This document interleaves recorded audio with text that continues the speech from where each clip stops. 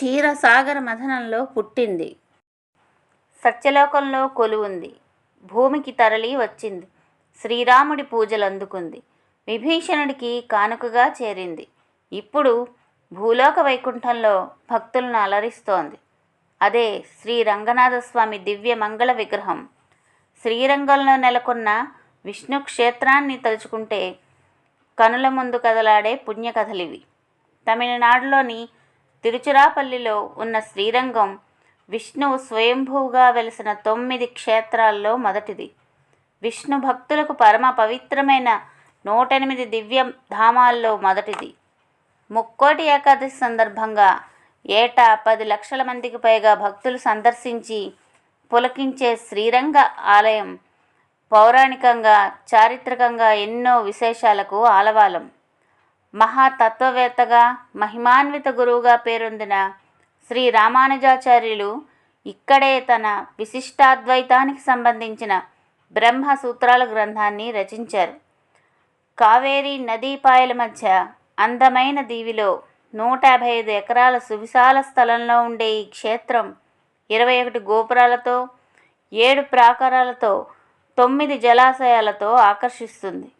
ప్రపంచంలోనే అతిపెద్ద హిందూ దేవాలయంగా ప్రసిద్ధి చెందిన ఈ క్షేత్రం స్థల పురాణం ఎంతో ఆసక్తికరం.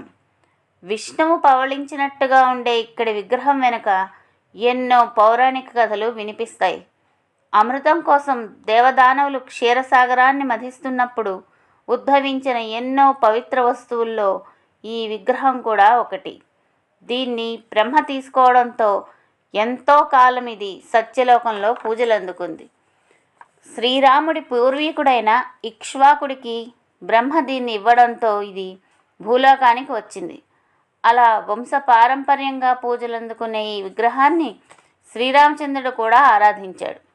రావణ సంహారంలో తనకెంతగానో సహకరించిన విభీషణుడికి శ్రీరాముడు అయోధ్యలో తన పట్టాభిషేక సమయంలో దీన్ని కానుకగా ఇచ్చాడు. విభీషణుడు దీన్ని లంకకు తీసుకువెళ్తుండగా శ్రీరంగం దగ్గరకు రాగానే ముందుకు కదలలేదుట. అదే శ్రీరంగనాథస్వామి విగ్రహమై వెలసిందని చెబుతారు. అయితే విభీషణుడు ప్రార్థనపై తాను లంక ఉండే దక్షిణ దిశగానే చూస్తూ ఉంటానని రంగనాథుడు వరమిచ్చాడట. అందుకనే ఇక్కడ విగ్రహం తూర్పు పడమరగా పవళించి ఉన్నా స్వామి ముఖం మాత్రం దక్షిణ దిశగా ఉంటుంది. ఇక చారిత్రకంగా చూసినప్పుడు మరో వింత కథ వినిపిస్తుంది.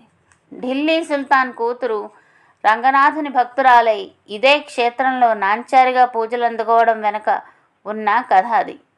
క్రీస్తు శకం 1311లో అల్లావుద్దీన్ ఖిల్జీ ఆధ్వర్యంలో ముస్లింలు దక్షిణాదిలోని హిందూ దేవాలయాలను కొల్లగొడుతూ శ్రీరంగం కూడా వచ్చారు. ఇక్కడ సంపదలతో పాటు శ్రీ రంగనాథస్వామి బంగారు విగ్రహ రూపాన్ని కూడా ఢిల్లీకి తీసుకుపోయారు.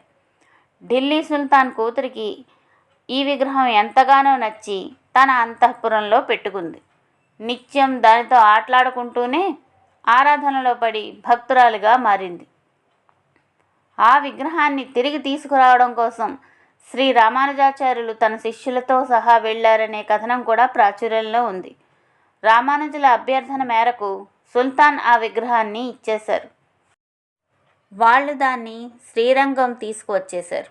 అయితే సుల్తాన్ కూతురు మాత్రం రంగనాథస్వామిని మర్చిపోలేక శ్రీరంగం వచ్చిందని, ఇక్కడే స్వామిని కొలుస్తూ ఉండిపోయిందని చెబుతారు.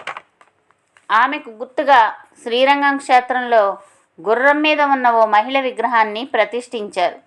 ఏటా ఉత్సవ సమయంలో దీన్ని ముస్లింల వస్త్రధారణతో అలంకరించి వెన్న, చపాతీలు నైవేద్యంగా సమర్పించి ఆరాధిస్తారు.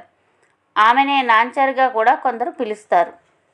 విభీషణ సూచనపై తొలిసారిగా శ్రీరంగం ఆలయాన్ని చోళ చక్రవర్తుల్లో తొలితరం వాడైన ధర్మవర్మ కట్టించాడట.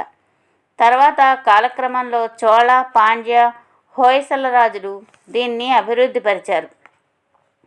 విజయనగర చక్రవర్తి అయిన శ్రీకృష్ణదేవరాయలు కూడా ఈ ఆలయంలో ఎన్నో మండపాలు, గోపురాలు నిర్మించాడు. ఇలా ఎంతో పౌరాణిక, చారిత్రక ప్రాశస్త్యాన్ని పొందిన శ్రీరంగ క్షేత్రం రెండో వైకుంఠంగా భక్తులను విశేషంగా ఆకర్షిస్తుంది. అద్భుత విషయాల గురించి, అరుదైన వ్యక్తుల గురించి, అపురూపమైన దేవాలయాల గురించి పరిశోధించి మీకు అందించాలనేదే మా తపన. మా ప్రయత్నం మీకు నచ్చితే సబ్స్క్రైబ్ చేయండి. పక్కనే ఉండే బెల్ గుర్తును నొక్కడం మర్చిపోకండి.